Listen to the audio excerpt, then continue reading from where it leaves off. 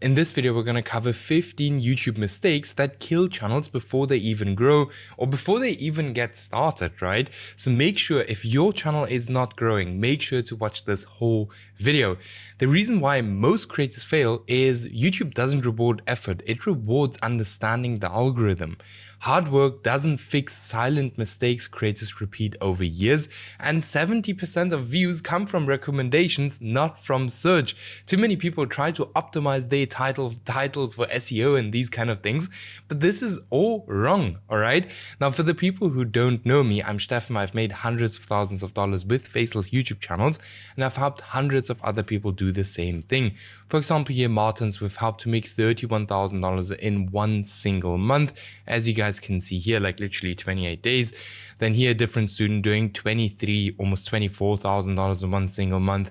Then here we helped a very small, like a person that had no experience with YouTube to absolutely blow up their channel.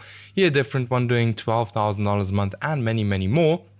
If you're interested in getting similar results, check out the first link in the video description.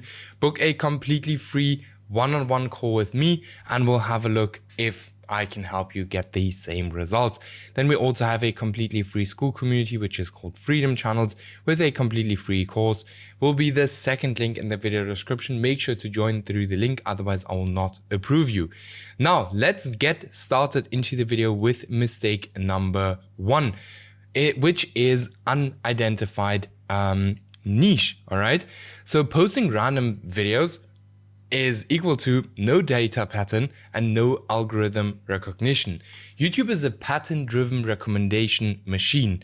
Videos about fitness, finance, and motivation, like if you post videos about all of these kind of different topics, the algorithm can't categorize you, right? So they will not push out your videos. Become the obvious choice for someone, not for everybody. So it's extremely simple extremely important to pick one single niche. So as you see here, the fixes, pick one niche for your first 20 to 30 videos. Many people always go into these broad niches, right? We have, for example, one student who have absolutely exploded, right? He was in the luxury niche, but he was very, very broad. And all we did is we niched down and the channel exploded. Now we can go broader again, right? But define your topic, your tone, and your audience type, and expand only after traction, all right? So in the beginning, niche down as much as you can, and once you get some traction, that's then where you can expand and go for broader topics. And many people do this wrong. This is something really, really important. We see a lot of channels or a lot of YouTube channels niching down these days, and it's working really, really well. So make sure to niche down. Then mistake number two, waiting for the perfect workflow. The perfect setup syndrome is equal to no uploads. So if you are waiting for the perfect time or the perfect editing workflow, you will never ever get started, right? The first 20 videos is just data collection, and these videos are not there to be masterpieces. If you go ahead and you look at, just as an example, Mr. Beast's first video, or first 20 videos, those videos weren't good. If you look at my first 20 videos, they weren't good. These first 20 videos just get you to learn the skill, right? Quantity beats theorizing. So always just post the videos, just go for it. Messy action is faster iteration is equal to faster growth, all right? So the faster you get started, even if the videos are not perfect, the faster you learn and the faster you get to the end result. So a very easy fix, just get the idea, script the video, like basically create the video, upload the video, then get data from that video, adjust and repeat. And the faster you repeat this cycle, the faster you're going to have a channel that is doing very, very well, all right? Mistake number three, prioritizing tools over storytelling. Most people always stress about all these random tools you can get and stuff like that for YouTube. And tools aren't directly linked to YouTube growth, right? Rather focus on having a very good story structure in your video, because that is going to lead to YouTube growth. Retention and watch time is way more important than visual and effects. And that's exactly why I, for example, only pay $15 per 30-minute video, because we have really good Like, what means really good videos? The videos are extremely basic, right? So we don't have any special effects or anything in the videos, but the whole video topic and the story and everything is good, and that's why it's still working. All right, a great story plus simple visuals can outperform high budget edits. And I was always the guy who wanted to have the best video on YouTube. I always spent hundreds of dollars on edits, but that's not the important thing, right? Story priorities prioritize properties. No, priorities. Man. Clean pacing, curiosity triggers, tension and payoff, and viewer-centered delivery. Always try to focus on these things, and it's going to make your life way easier, right? You don't need to overspend on videos. You just need to make sure that these videos have these things right here, right? Mistake number 4, no scripting structure. This is something we see a lot. Many people don't speak about this. Most creators ramble, and the viewer drops in the first 30 seconds. Now, with these kind of videos I post on this channel, it's very, very different. These videos are completely uncut. I don't want these videos to go viral. I want a very, very small audience of people who are actually interested in building a faceless YouTube channel.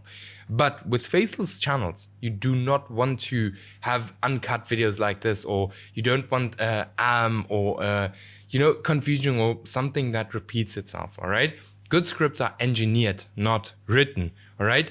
A 3-part script structure is very, very, very simple. So first thing we have is the hook. This just kind of tells the viewer why they even clicked on the video, and it confirms the click. Then the middle, reward every 20 to 30 seconds, inside, twist, or gap. And then end your videos very fast, not long outros or anything like that. Now, when it comes to, for example, the outros, this has changed a lot. Like back in the days, everyone always had these long outros and stuff like that, but you don't want to do it anymore because your retention graph drops like this, all right? So you don't want to have these long outros these days anymore. Then when it comes to copying without understanding, this is something too many people do, and that's why so many people fail. Many people blindly copy, so they're trying to copy results, right? But they don't know what exactly they're copying and why something is working. The algorithm punish already seen this content. So the algorithm, like if they see, for example, and I see this a lot of people doing this, they will go ahead and they will take a video topic, create one-on-one the same video, one-on-one the same title, one-on-one the same thumbnail. YouTube is not going to push that, right? So winning tactic is copy the mechanics, not the whole video. All right. So reverse engineer the emotional triggers in that video, the curiosity cadence, I hope I said right, the retention patterns, the twist placements, and the topic framing, right? Go ahead and reverse engineer these specific things. Don't just go ahead and copy the video one-on-one, because that is not going to work. All right.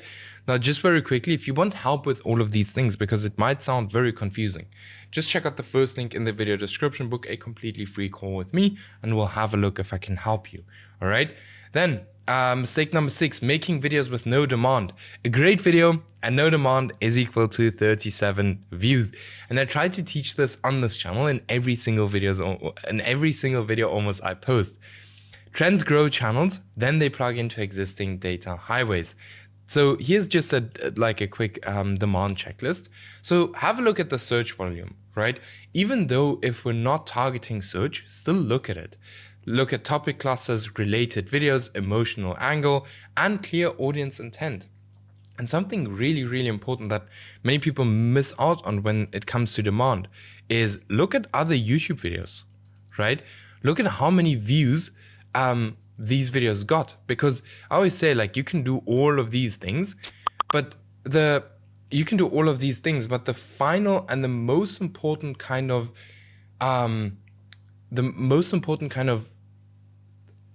how do you say it? You can verify if a topic is good or not by just having a look on other channels. Is the video getting views or not? All right.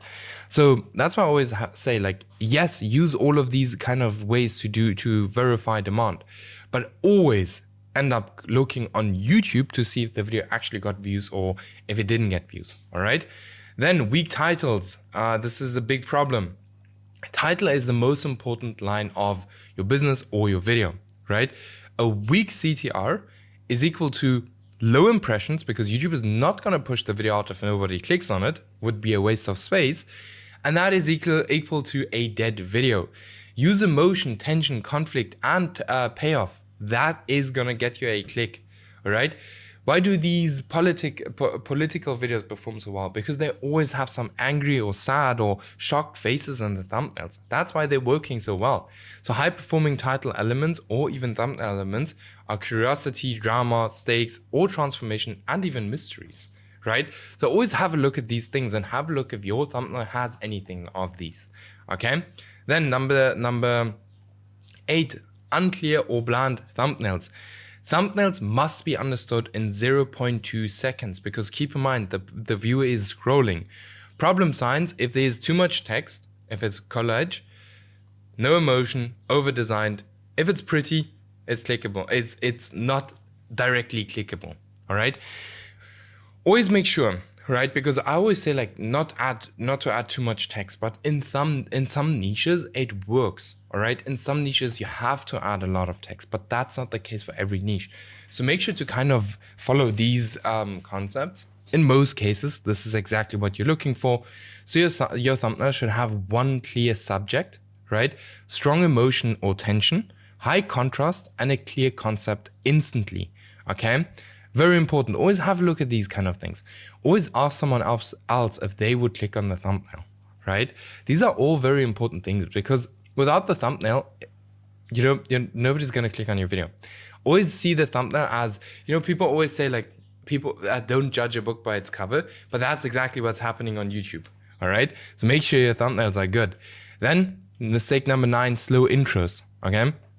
20 to 30% viewer drop in the first 10 to 30 seconds. This is in most cases if you have a bad hook or a bad intro. All right. This drop here, you want to avoid this drop as much as you can, all right? The intro is not for building anticipation, it's for delivering value fast. You want to confirm to the viewer that why they clicked on, like the reason they clicked on this video is what they're gonna get here, right? Long intros is equal to a signal of disrespect to the viewer's time. Trust me, they will click off, all right? I've seen that many, many times on a lot of channels. If you go to the comments, you can see long intro, boring intro.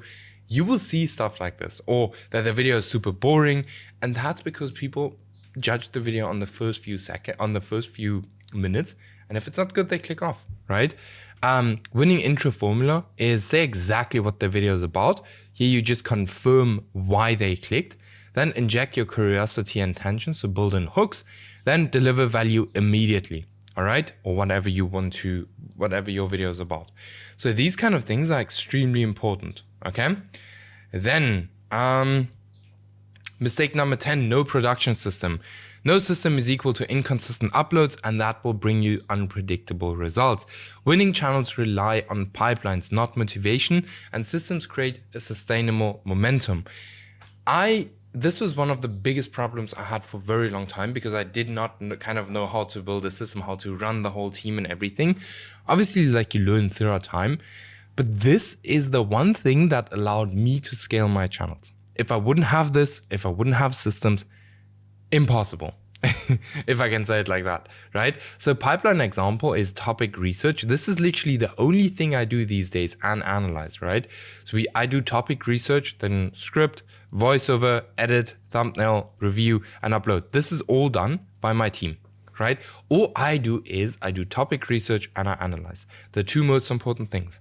And I would recommend you guys to build a system where you do these two things as well, because this leaves you with a lot of time you can spend somewhere else. For example, I use my time now to record this video here, all right? Then mistake number 11, chasing trends instead of building a brand.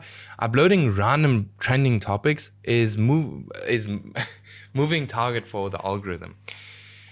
Trends are good, especially if you want to make money very quickly, but this is not gonna make you long-term money, all right? Each trend attracts a new viewer type is equal to chaos. So if you want to go into trends, do it on different kind of channels, all right? Trends equals to spikes, brands is equal to growth. So with trends, you will have a spike like this, And if you build a brand on YouTube, it's going to be like this, right? It's going to be very slow, but it's going to be very long term, right? This could be here over 1 year and 5 years, right? This year's 1 month and 2 months, right? So always keep that in mind.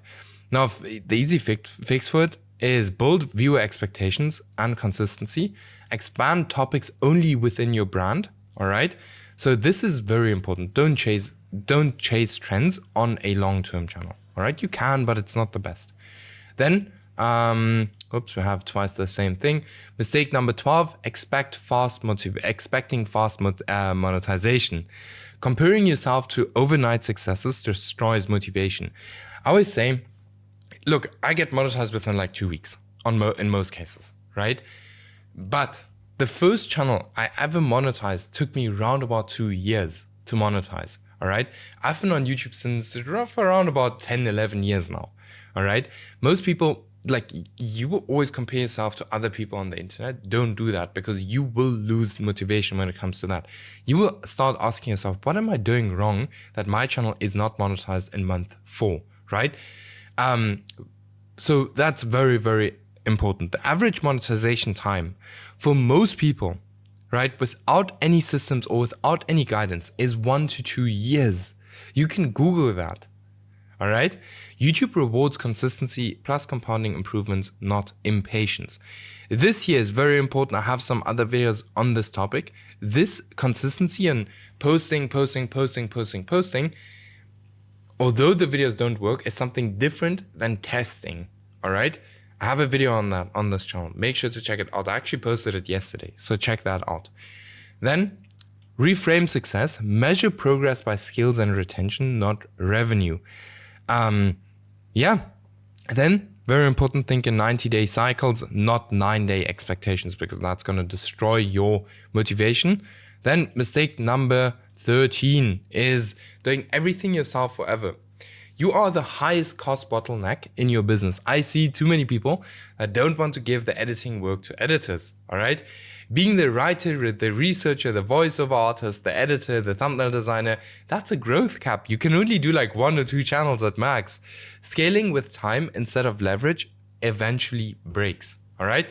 Signs you need support is if you don't have any consistency on your channels, if you have slow video turnarounds, no creative bandwidth, and no time for strategy or retention analysis, all right? The shift to director role is very easy. Systemize your workflow, outsource repetitive work like editing, thumbnails, and research. Then keep creativity and strategy in-house, and then build a small, reliable team, right? You can easily do that with Upwork and all of these kind of platforms. Then scale output without scaling stress, all right? You'll always have stress when you run a business. Just want to mention that. Then mistake number 14 is overproducing versus underproducing. Overproducing, there's a perfection trap, right? 40 hours of editing for a 7-minute video. Excessive effects, no viewer notice, like literally, if you add like a bunch of cool effects and stuff like that, in most cases, you will be the only one who's gonna notice it, right? Slow publishing is equal to no momentum, and this happens if you're overproducing. Your overthinking kills consistency, all right? We had someone, I always say like speed is key when it comes to YouTube. It does not help if you spend a month on one single video. If you find a niche that is good, you need to jump into it right away. Now the consequences is very simple. You will get stressed, and that will just lead to a burnout.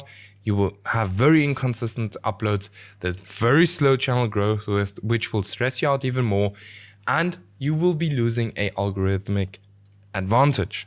Okay. Now, underproducing, low effort trap is rushed scripts, sloppy pacing, bad retention, zero emotional weight. Consequences, weak CTR. If you don't even put your work into thumbnails, then low average video duration, algorithm ignores your videos, all right? The sweet spot is very simple.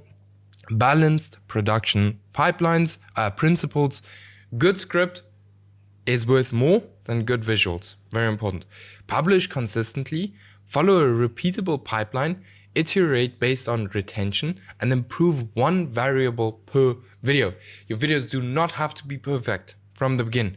Just improve them every single time. All right. Mistake number 15 is quitting too soon.